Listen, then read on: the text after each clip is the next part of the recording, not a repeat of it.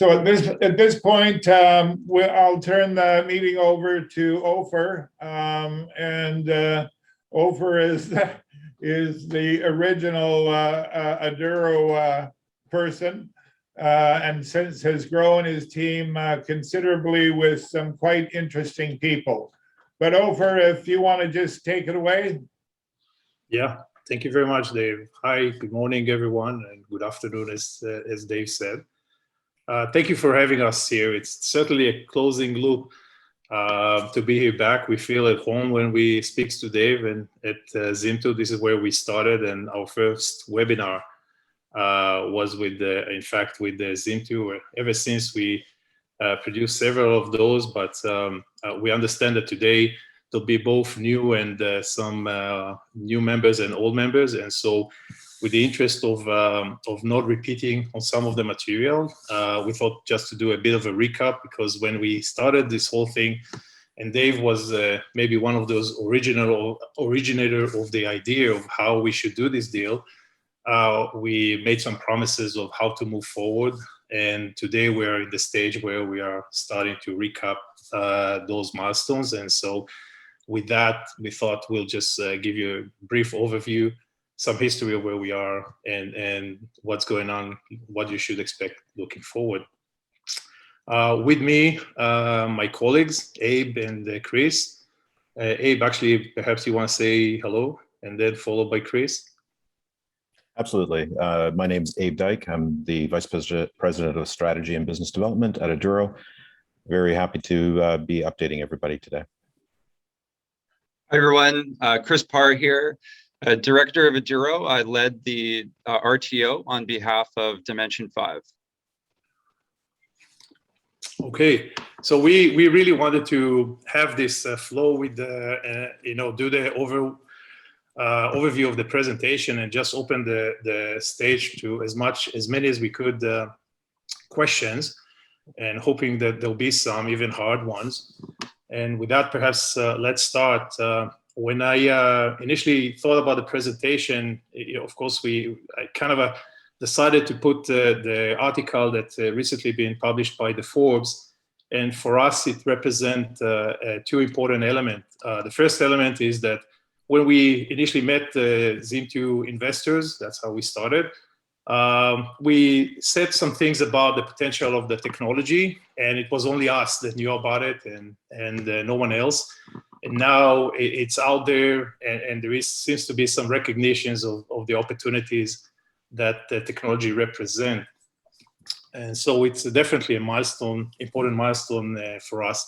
The second item, of course, is that this technology, from our perspective, has a potential to do a lot of good in the combat of waste and processing plastic waste, and in other processes that needs a little bit more of improvement. And for us, we felt that us going out into the Forbes and now showing to the world simply represent another technology that offers some services for everyone that cares about the environment, for everyone that cares about doing something better with this, with whatever we have to deal with, the issues that we have to deal.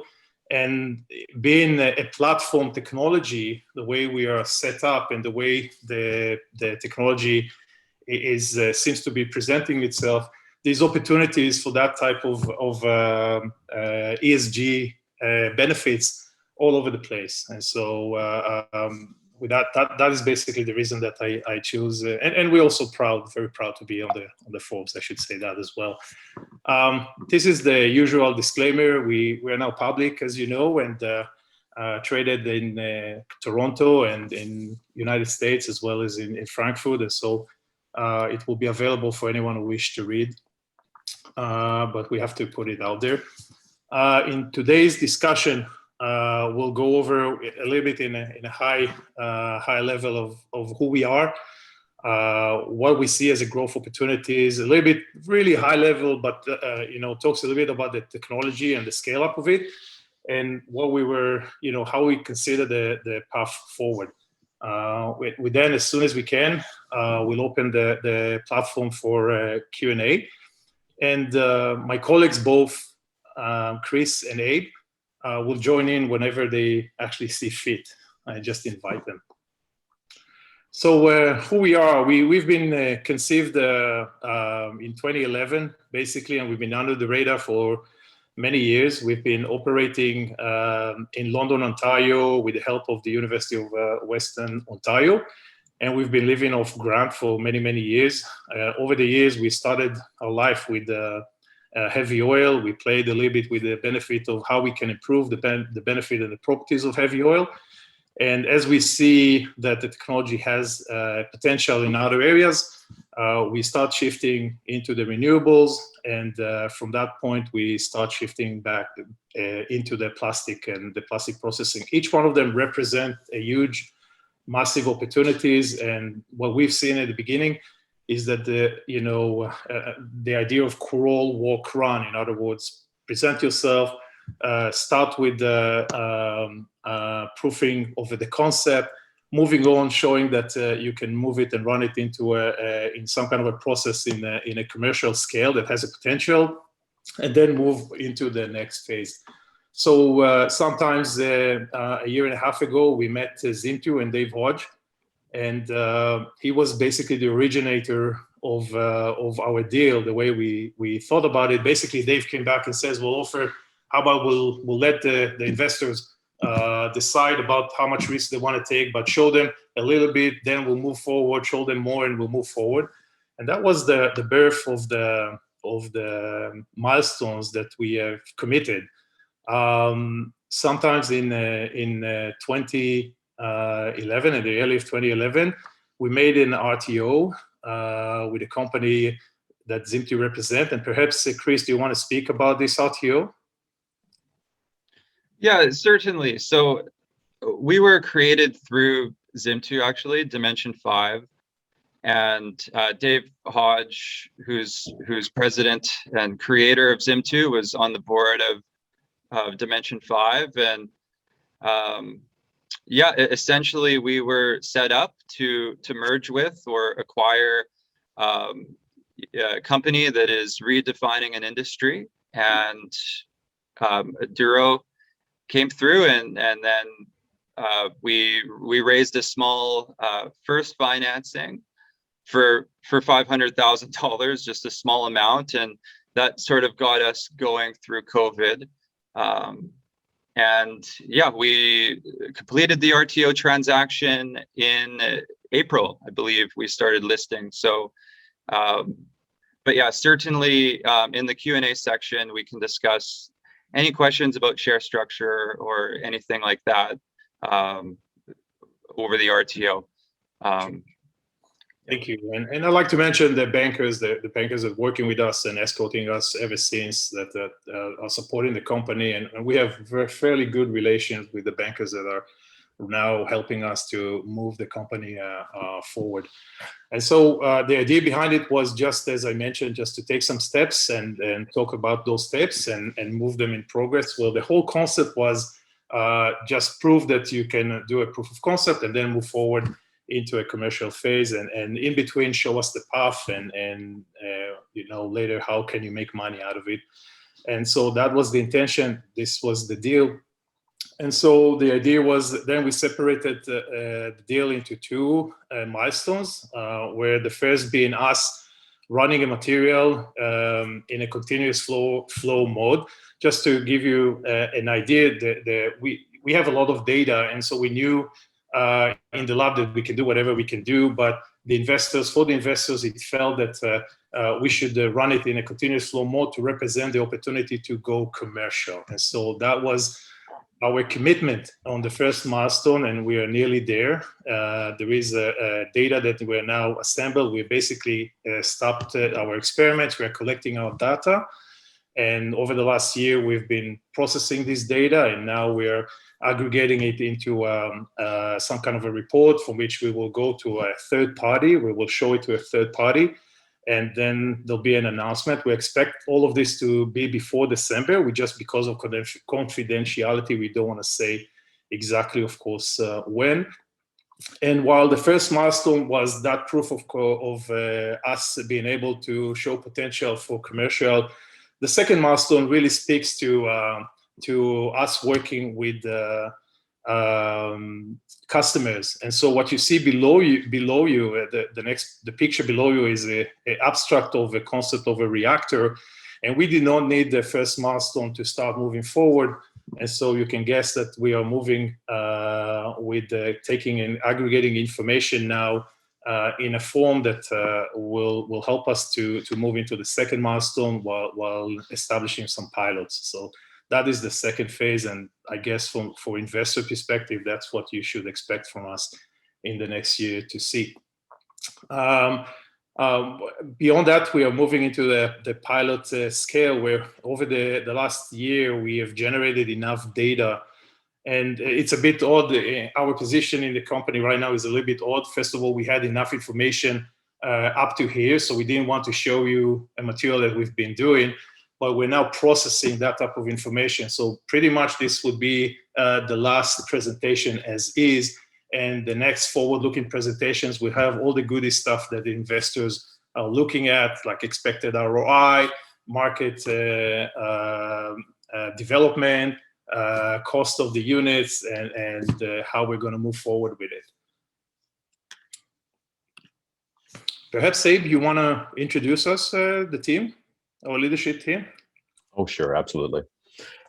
This is on the screen. You see our leadership team, and they are, of course, supported by the people who do the heavy lifting, which are our staff at Western University and some contracted staff internationally, but also some contractors in Alberta.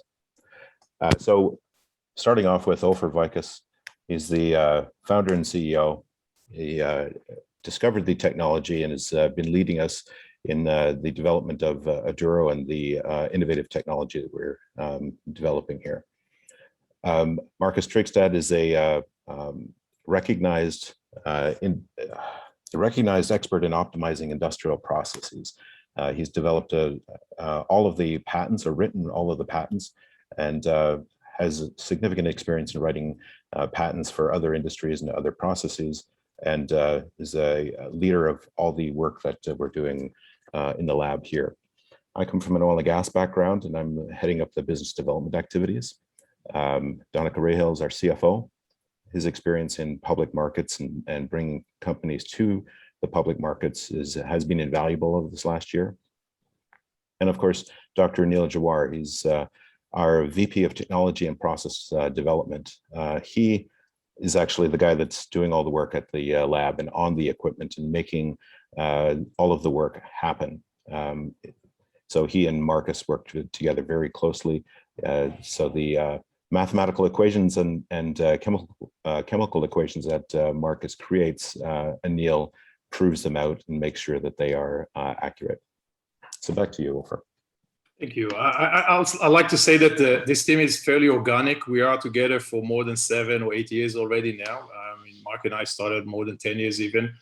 And so not always been paid for the job they do it, but always have been seeing the light. In other words, the opportunity and share the passion to bring something very, very novel out there. And for that reason, we stuck together. And this is like a family. We also shout and scream at each other, but overall, it's a fairly plain organization when everyone contributes and adds significant value to the process. If we move forward, so the easiest path to speak about a little bit about the technology is always to speak a little bit about in context of what is happening today and how to compare it. That we found out that would be the easiest path to explain what is it we're doing. So basically, the technology is we're in the business of taking low, heavy molecular chains and reducing them to that they are worth nothing, basically, or very low value, and just increasing their value in selective mode. And we don't need to get into the details of that, although we tried several times to explain it, and there is a lot of information that related to that in the other presentations. But and if you look at the process in this presentation, we'll speak more into plastics. However, there is similarities. What we're representing is a platform technologies, and there are similarities. And if you want later in the Q&A, we can go into the bitumen and into the renewable, and show you why they suffer from more or less the same problems, and we can answer to those because we see the same macromolecules through the same eyes, which is the chemical perspective of it. And so in this conversation, we'll talk a little bit about plastic, and it will help us go over the lines of what has been done over the last 100 years in order to take care of it and treat it. And we basically differentiate between what happened until, I'll say, the 21st century. So before and after, society really recognized that there is a problem and they want to take care of it. And so in the beginning, of course, there was a lot of landfills, and we didn't care a lot. This thing was not worth a lot, and we just throw it there, and it was staying there for hundreds of years to decompose. And sometimes about 30 or 40 years ago, we started thinking about reusing this and blending it. And so those are limited operations that you can do with this type of waste. And to some extent, we're doing mechanical breakdown. And you can see that these are fairly normal. Most of people understand those solutions, but they are very limited. And we call this approach, do the minimum, if you will. In the bitumen, by way of example, there is the process of just blending in order to transport a material from the owner to the refinery. You need to blend it, and basically we compare that with the blending of plastic in a way. So here you go. There is similarities. And then society has started looking at ways to treat it, and the technologies that are available today to treat waste plastic are somewhat limited in economic and chemical operation. Most of them born many, many years ago, and the DNA is very originated, but they're monolithic. And they're facing some problems that we call those problems, when you look at them in face of what happened in the 21st century, where the landfill start overflowing and plastics start going into the water and into the fishes and contaminate our lands. You had a really big issue of how to treat it, and you would need, organization were looking for ways to just take care of it. So the first approach were those technologies that you see, and they operate by heat, basically, and they deconstruct the moleculars, break them down, and we often, when we try to explain how we're different from them, we put we visualize a car, and if you look at a car, and if you shred it, that's how we consider pyrolysis. By way of example, it's just you basically break down the moleculars and nobody recognizes what it is, and you have a pile of metals that you need now later, and plastics and all kind that you need to take care of it. And what we're doing is more selective chemistry, where if you deconstruct the car, then you have batteries and you have doors and you have windows and you have all of those components that you do recognize, and you can immediately put them in the process and get them into work. And so that is basically the major difference between what we're doing and what was out there. Those technologies, because of certain limitations that are associated with them, end up to be very big, very centralized. And no surprise, when you have those things, then there is limitations. Suddenly you have to work in a certain place. It dictates a certain business model and certain costs associated with that. And now you see a negative cost of transporting waste into different areas. And all of those issues are coming together, and now you have to fight that. And so society has moved and start demand a little bit more advanced approaches, and this is the chemical recycling or chemical conversion, and this is where we are. And just to give an idea, in most of the approaches today that we are talking about are working near the landfill or in very particular areas. And the landfill in general to collect plastic is very complex by definition. It has more than just plastics. It's the worst area to start working with, and for that reason, there is a lot of issues that are associated. But what we represent sometimes is opportunity not even reach into the landfill because of some of the benefits that we are doing, and I'll speak to this a little bit later. When it comes to limited chemical recycling, or chemical recycling, this is where we are. where we differentiate ourselves among those technologies that eventually could enter the landfill and just take mixture of plastics and process it. Where other technologies that we see today simply sits on some kind of a resource. It could be maybe a car manufacturer that is processing a certain waste and it's very clean and collected, and they just reuse it again or recycle it and reuse it, or maybe an asset of a specific material that it sits somewhere and they can process it and create benefit out of it. Nothing wrong in this. And by the way, we feel there is integration between asset technology and already available technology. We don't think we are competing with them. We just think at the end of the day, we will be able to adjust ourselves in the material flow of how you handle plastics. We think you could, there'll be a material flow which will, with the end goal of maximizing the value, we will be somewhere and other technologies will be other. We just don't consider them as competitive in that sense. We actually think we're doing good for some of those technologies because we're helping them. We're taking some stuff that sometimes they don't want to take and absorb with us. Abe, do you want to say anything here? No, I think you covered it really well. I mean, the one analogy that I often use is the hammer versus scissors. I mean, the thermolytic approach here is to use a hammer and smash that molecule. It breaks it up into a whole bunch of bits. You can visualize that. And then in a thermolytic type of environment, you need to reconstruct those molecules. And what our process does is a chemolytic type of approach, which is we have the scissors where we cut the chemical bonds or the carbon bonds, and then the resulting hydrocarbon is a recognizable hydrocarbon. Just as Ofer said, the analogy of the car, if you want a hydrocarbon that is a C6, you can create the C6 or C50 type of carbon. And then we do it much more efficiently than the thermolytic approach. And so just visualize the hammer versus scissor. One is very brute and force. It works and does it and has worked for a long time. We're being a lot more efficient about how we're deconstructing those molecules. Right, thank you. And how to kind of think, okay, so how do you make money out of it? It's simply saying if we could break these boundaries that I want to show you later here, which associate very much with a centralized location or large scale. Of course, waste doesn't cost anything or cost a little bit, and you have to kind of try to maximize your extraction out of it. And if the technologies are a little bit dated to that end, and they will say maybe that they can do anything and they could capture and process everything, well, the net result of it is that the complexity of the process becomes more and more larger, and now you have to kind of build upon processes in order to try and maximize the value. And of course, that comes with byproduct and higher capital cost, and of course it's create emissions because now just even if you're doing a centralized location, the transportation issues. I mean, plastic is so cheap; it's everywhere, all around us, and you have to carry all this in a truck somewhere in order to process it.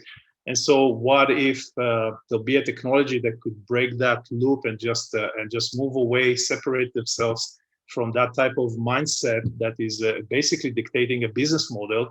Then you open yourself to a new business model.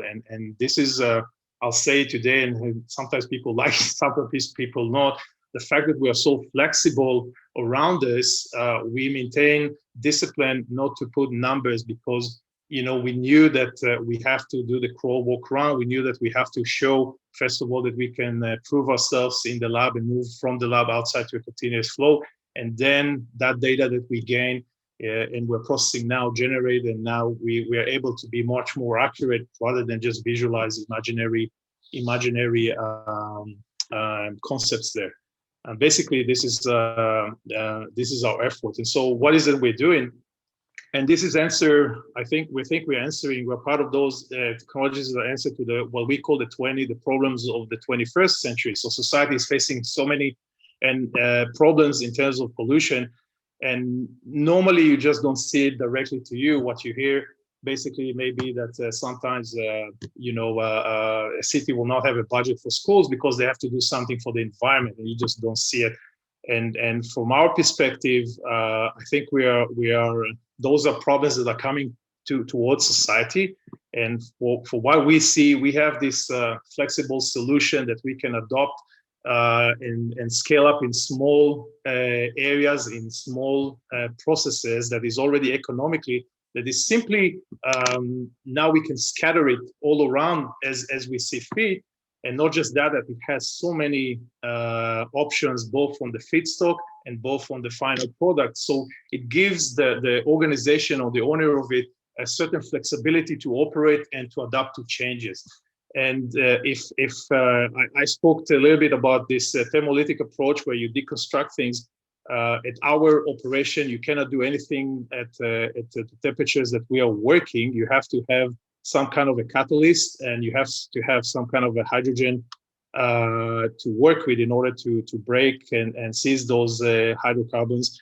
And us is a very, very simple material that is available all around us, and there is beauty in how we are operating with it, and I'll explain a little bit later. But basically, we're doing a chemical conversion.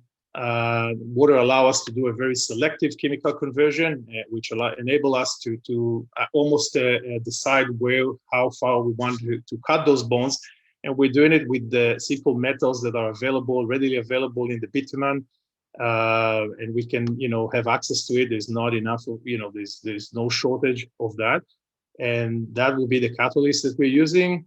And there are all kinds of metals that we can use, not just the one that are in the bitumen.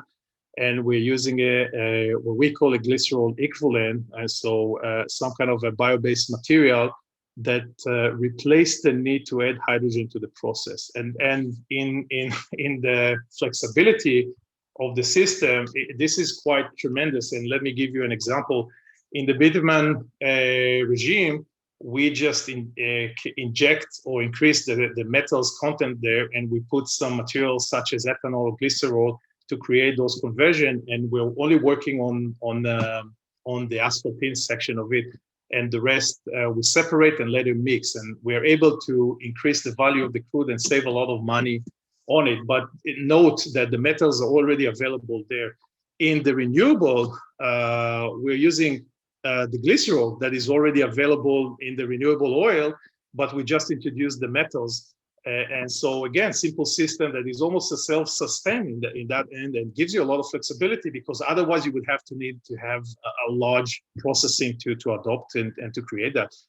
The plastic is beautiful in some of those components that we are talking in the plastic, in some of those bio-based material that we're talking about is readily available in certain types of plastics. And so we don't need to go so far to search for it. I'll give you, in the mixture of plastic, we definitely see how we are just simply mixing some bottles to create what we call our hydrogen replacement.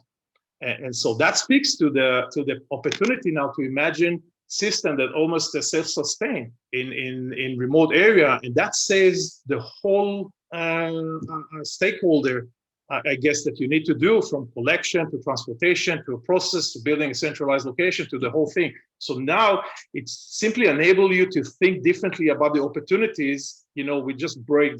What I'm showing you is just that we made an effort to break and move away from the pack, if you will, of the current philosophies that are working. And for that reason, we can dictate different business models, and I'll speak to them later because they are very, very beneficial the way we see them.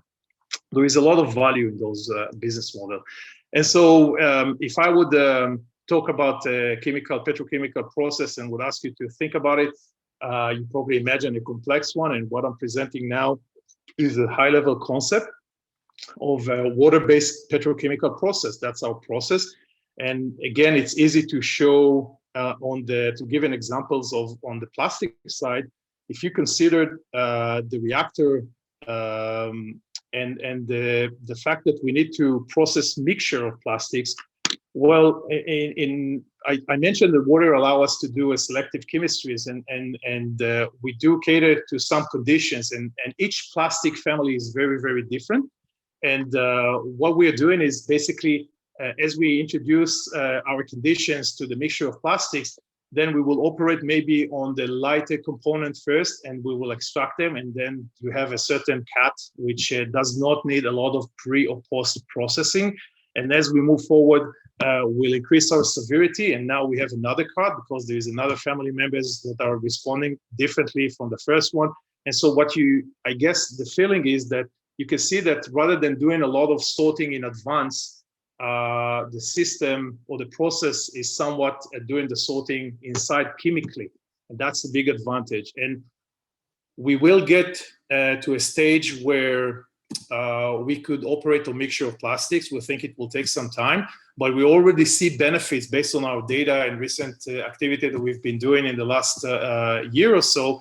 We already see data that enable us to move on single streams, just like many other companies, and earn money closer than we think, actually, because of that. And so what we're thinking, and I'll associate that with our business model, that we will start operating on single streams of material while we are investigating our business model.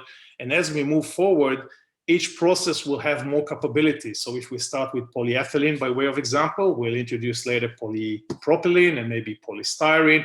And soon enough, we'll increase the whole family. And not just that, we will be able to decide what type of output we want with limitations, and we are able to decide what type of feedstock. So we have a lot of flexibilities in this process, and water enables us to do that. That's kind of how revolutionized the process in compared to anything out there. And all I can say with that respect is just watch the coming news release, and you can see that we are not stopping at the first milestone just to showing that there is some kind of a concept that is already commercial. It has a potential to commercial.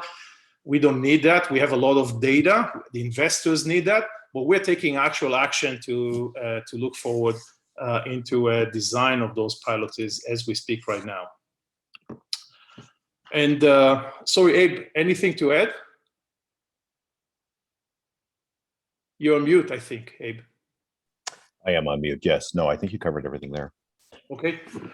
So basically, what you see here is really all of those benefits are embedded in the technology. So we don't need to do anything exotic in order to get those benefits. That the financial elasticity is basically because we have a very low capital cost for processing, and we now have some numbers and we're processing them. But I'll speak to some of the numbers that we see, and we do see ROI that is very attractive to some of those systems. And it's smaller to such scale that you can deploy them anywhere you want, well, with limitation, but in remote and localized. It's much less expensive. So your entry point to the process enable smaller producers to come into the game, and it gives some flexibility to operate them. And so you right off the bat, you see how we are moving away from a centralized location. And by the way, we could build centralized location. It's just a question of what, why would we do that? And if we do it, I think we'll be much more economical than anything out there in comparison. In terms of the efficiency, I mean, water allow us to do a lot of things when we're talking about such a low temperature. I mean, we're working around 350. That's way below anything our peers are working. They need a lot of energy. Because we're using catalysts and some kind of a hydrogen equivalent, I'll say, then we are creating the chemistry. Why is it important? Because we see yields. If you don't use a lot of energy, then you don't do a lot to create byproducts and others. And from that perspective, but also what we see from the process that we are bringing yields that are closer to the 90% in the process already in the lab. And each technology in each segment is very different, and it has its own calculation. But basically, recent report that I mentioned, and we're building on this report to build our pilots, demonstrate 90% liquid yield that is worth much more than the waste material that we've been used. And about 6% of gases, of which 3% are ones that we can use. So less than 2.5% of the whole process is emission. That's how efficient and how we're good to the environment in that sense. And when we are considering this, then you can imagine what does it do to the stakeholders around us? You can imagine now the capabilities of it. Because of that, of course, we can scale up, and we imagine systems that basically processing units that basically could scale up rather than scale down.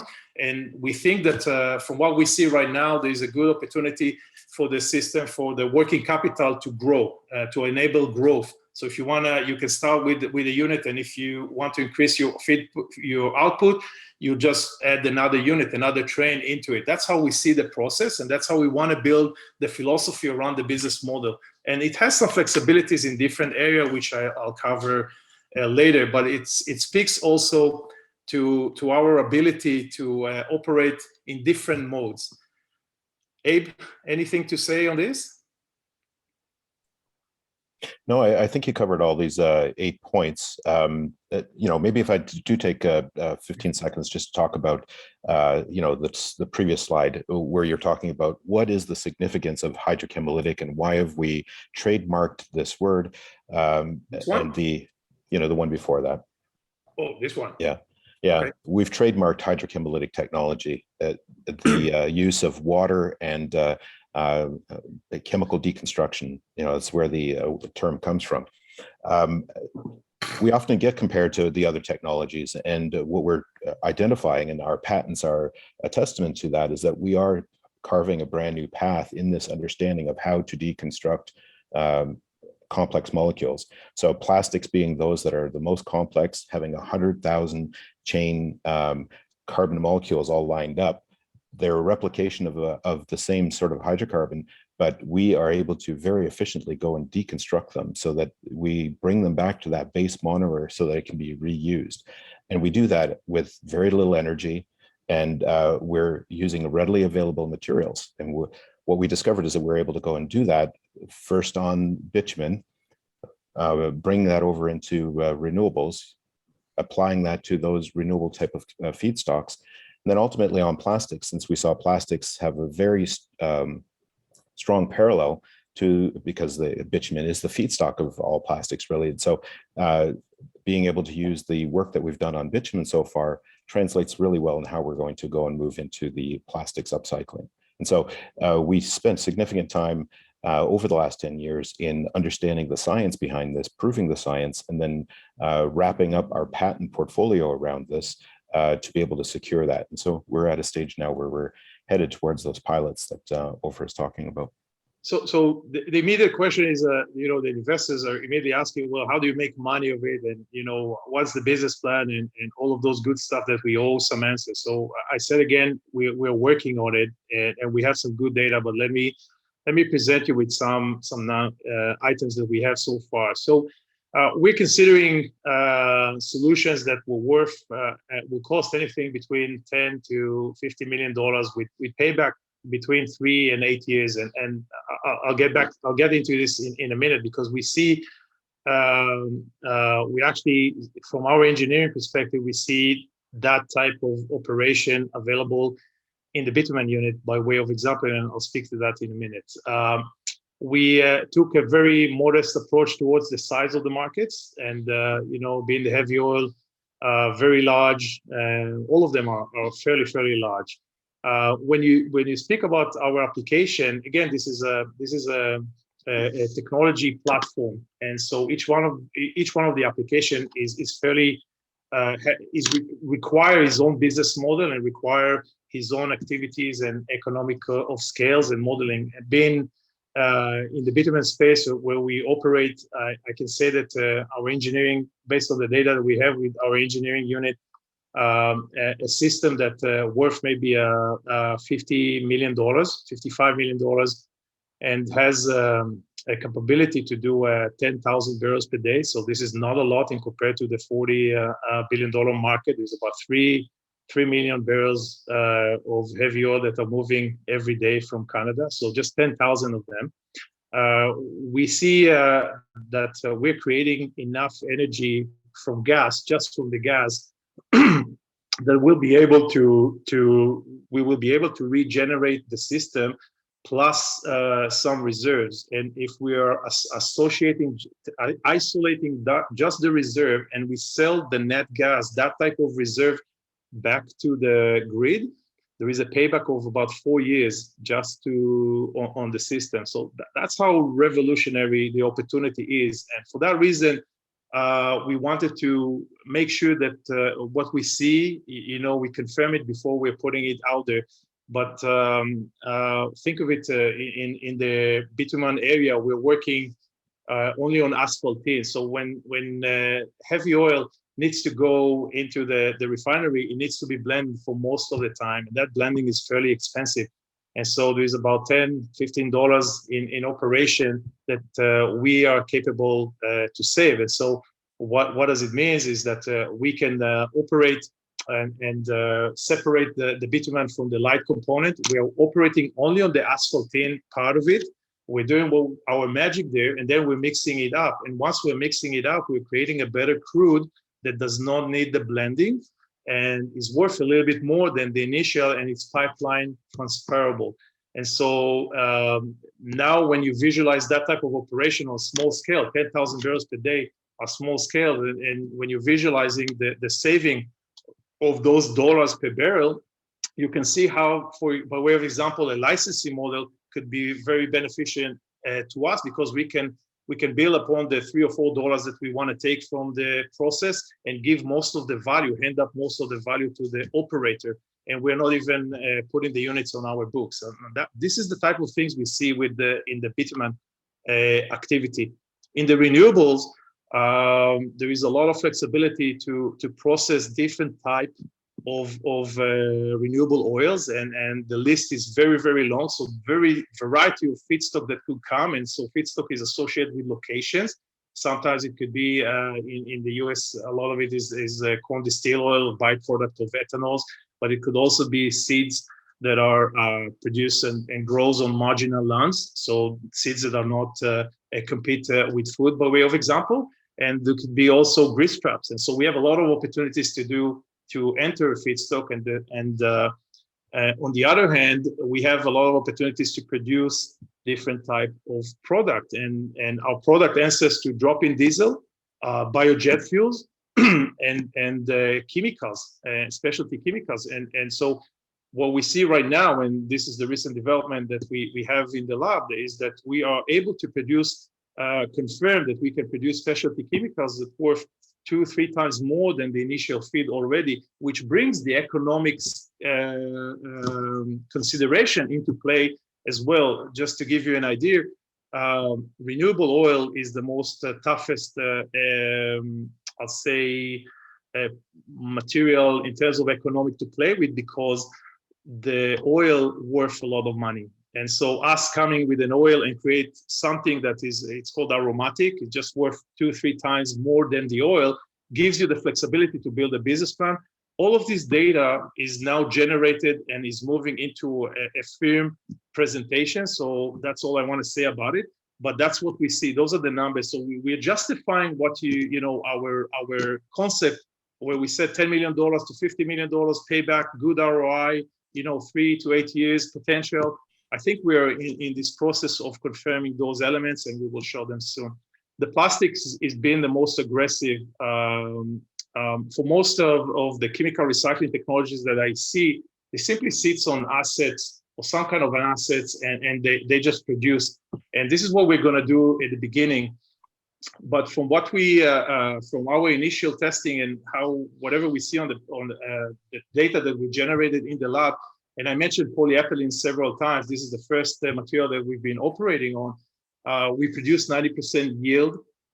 We produce about 4% of solid, okay, and 6% of gas. So the mass balance of it is fairly good. And of the 90% yield, the cuts that we are producing worth several $100s per ton, and the ROI for the system.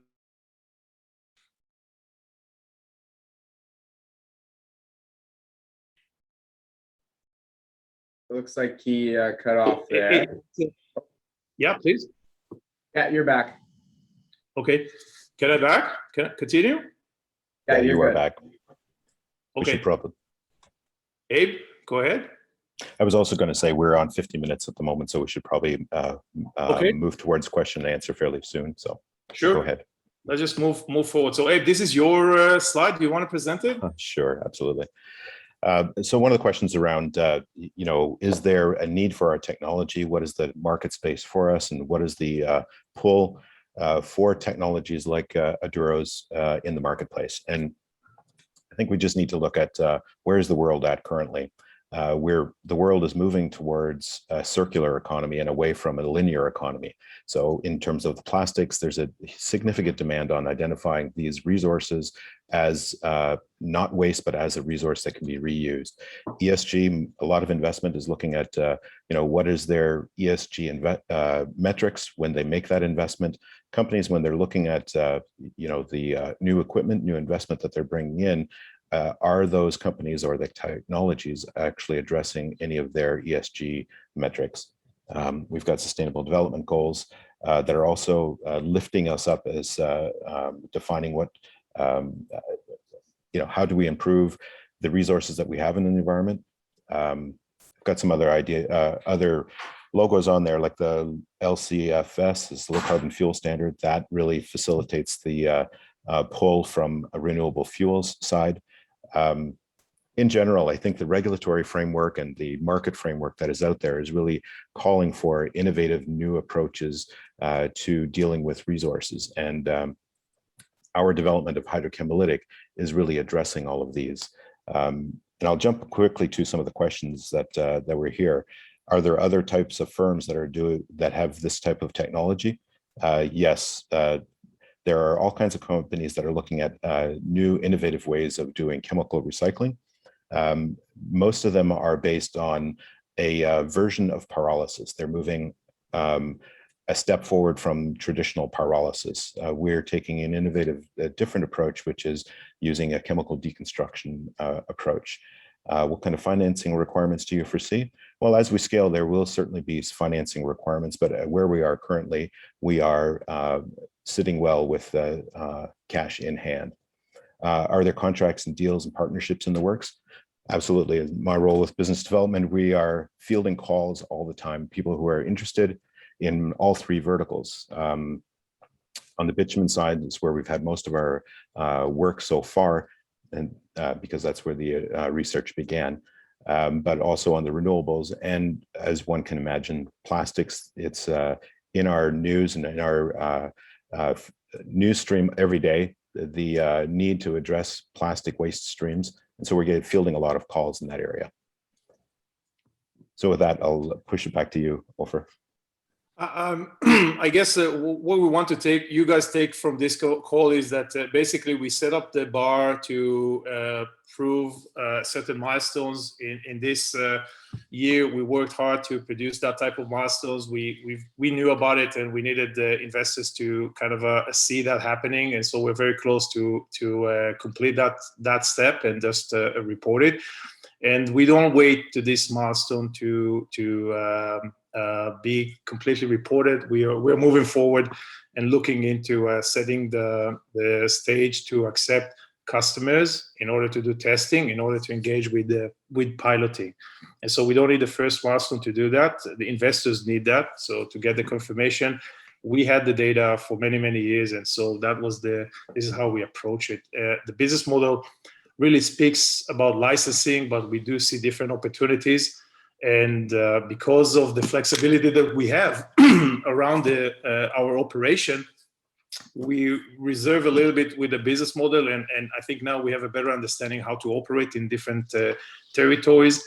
And we will present how we are planning to execute in the coming months.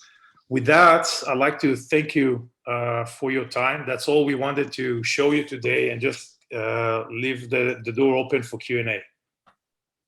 So, ladies and gentlemen, certainly there should be a lot of questions coming out of the information that was put before you.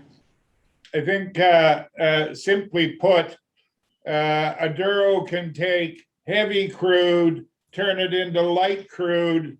They can take plastic, rubber tires, and turn those into money. It's really all this complicated stuff. It's simple. They take garbage, turn it into money. You can't lose. So with that, we do have a couple questions that came in the chat. I think these ones were sent directly. So I'll just start off with the first one. In May, there was a funding for just over 2 million. Do you expect more fundings in the future? I think Abe, you might have touched on that. So I'll leave you with that, but there's a second part of the question as well. Are there any analysts following the company? Not yet. We are in discussion. I can maybe touch to that question. With the raise, we raised 2.1 million. We have over 2 million in the bank, so we're quite well capitalized to hit our milestones and to operate for the foreseeable future, at least 12 months. As we scale, I mean, we do want to strengthen the balance sheet and raise more funds as we hit these milestones. So that would be something that we would consider if we get the right investors at the right price. We do have warrants that are outstanding. There's about $2 million left in warrants from the February financing. And there's about 1.5 million that we could exercise from the May financing. And our bankers are working very closely with us and are very cooperative on when we need to exercise the warrants to raise more cash if we need to do that. Okay, great. Another question here from Graham. Please define addressable market. Is that the value of the feedstock prior to treatment or after treatment? Great question. It's at this point of time, it's the value of the feedstock after. After, okay. So yeah, David here raising more money. I think you addressed that. Yazin just making a comment on that addressable market. Again, if there's any other questions, feel free to put them in the chat or raise your hand. We'll unmute you so you can ask away. And we'll just give a minute for that.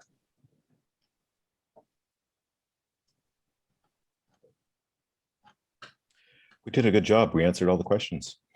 I'm sure we'll get more after the fact. But again, as well, if you guys wanted to see this after the fact, actually, John, perfect question. We will be posting the recording of it on YouTube. We'll also send it out to everybody that RSVP'd, so you'll get that. And that's about it. Okay, Max here. Where are you with patents or patents pending? We have 3 that are accepted, and we have 3 that are pending. Our philosophy on patents is making patents in our space is a work of art, and I'll say that our patents, the way we strategize it, our patents are linked to each other but independent. Meaning that if we had something that is already dated 2013, the new ones that are coming are somewhat independent, but you cannot build into and go back and says, oh, this is dated, you can overrun it. I mean, we feel solid on our protection, and to the extent that we even right now become a little bit more aggressive and looking into operation and processes that could build upon us, and we don't want to make that happen as well. Just take advantage. A few more came in just now. So in your latest release, did the addition of the R3 come from a client inquiry? The addition of the R3 comes, it's a mixture, yes. So the need for R3 is we generate enough data in the lab to present R3 to clients. And R3, to that end, there is the bitumen side and there is the plastic side. And we make a decision to move forward right now with the plastic side, and when we will complete our commitments to the bitumen, we will present that as well. Okay, from Yazin, please talk to the commercialization plans, and when do you expect to move to pilot stage?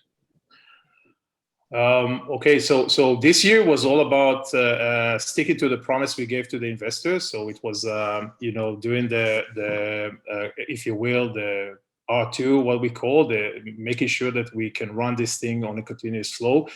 The next phase, which is the second milestone, is the pilot program that we are building.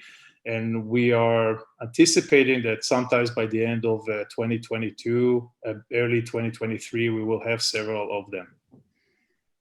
There are lots of questions coming in here, so just bear with me here. So is the boat shown in that image a real pilot? The boat show is we actually not so far of actually it's a concept. We want to, when we promote it, we wanted to show, you know, how far we can imagine we can see things, and the boat is basically everything that we're doing in the lab.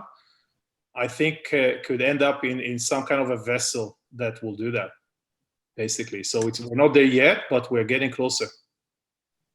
Okay, great. Can you speak to any of the specific reaction you got from the recent bitumen conference you attended? So the bitumen, one of them was canceled, and the other one was very, very I say modest in presentation. Still, our booth was a bit busy in comparison to what we see. The oil industry is conservative. They heard and know everything, and there's so many body bags that are lying there for over years. And so the immediate first reaction is that we want to see a pilot. And from what we see right now, there is attention and the ability to work with customers to build some of those. Okay. Sorry, I was just going to add to that. You know, going to those conferences is great because it allows us to speak to those operators who are all looking for new technology, new innovation, and so being able to speak to them one-on-one. So they do offer us the opportunity to go and get more leads and talk about and get them to track what we're doing. Right, great. Another one here. Polyethylene is about 1/3 of all plastics produced. Do you need clean PET bottles for your process, or can the raw material be used partially contaminated? I'll leave that. There's a lot of impurities that our process can take, and we see, I think, off-the-shelf processes that we can handle. You know, they don't cost a lot, and we can use as a feed to our reactor. So we didn't see any red lights when it comes to this type of processing. The issues become more complex when you're talking about, you know, taking a material from a landfill. It's contaminated with whatever you can imagine, and for that reason, we envision a stage gate process where we will continue the research on each family differently, and at some point of time, we will, you know, assemble them all together and be ready to eat from the landfill as well. Okay, great. And just a comment here, just one sec. So just on ESG, how it also addresses safety. So good to address your much safer process design. Safer equals cheaper. So thank you. John here, regarding your ocean plastic recycling component, I see this as being a huge public interest story. What are your plans in sharing your technology on social media or with the mass media? I see this as a way of attracting investors to Aduro. We welcome this. If you see a way, I mean, please, Abe and Chris will be communicating with you directly. Absolutely welcome this. I think you can imagine that if you have an issue in the ocean, so there's a lot of issues that are associated with that, and although we thought of some of it, we're nowhere near. In that sense, we have to kind of work our way carefully. So it's not just about showing the video, but it's actually delivering into it. And so that's our methodology. That's how we approach that from the beginning, from our commitment to Zimtu. We absolutely think that at the end of the day, we will see such vessel out there, and we welcome any communication that is relevant. Also add on to that for John that we are developing a social media campaign, an outreach campaign. We, you know, on all of our platforms, we've started to see a lot of traction of people starting to follow us, much more engagement than we saw 6 months ago. And so we'll start to utilize much of that audience. Okay, great. And there was just a question that, are you listed on exchange in the US? And we had an answer there that you're listed on the OTCQB. The ticker is ACTHF. And John, another question here. Further to my question, the World Econ Forum Instagram page often highlights companies like yours in the ocean cleanup market. Perhaps a partnership would be a wise suggestion. Yes, we'd really love having somebody who has a huge audience that can be the megaphone for what we're doing. So yes, if you've got somebody at their World Economic Forum's social media desk. I'd love to talk to them. Okay, great. So that's all the questions we've got here so far, lots of them. I'll give everybody a minute here to ask again.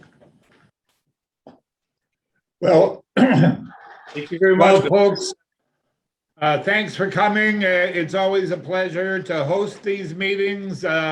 Thank you, Ofer, Chris, and Abe. And of course, my own staff that have a tendency to tell me what to do all the time. But other than that, life's good. Glad you were here. And Aduro's on a very exciting global path here. You want to be part of it, and you're welcome to do that. It's a public market. You can buy as much as you want. My name's Dave Hodge. Thanks for coming. Thank you, everyone. Dave, Good thank you afternoon. very Thank much you, for having everyone. me. Pleasure as usual. Abe, Chris, thanks a lot.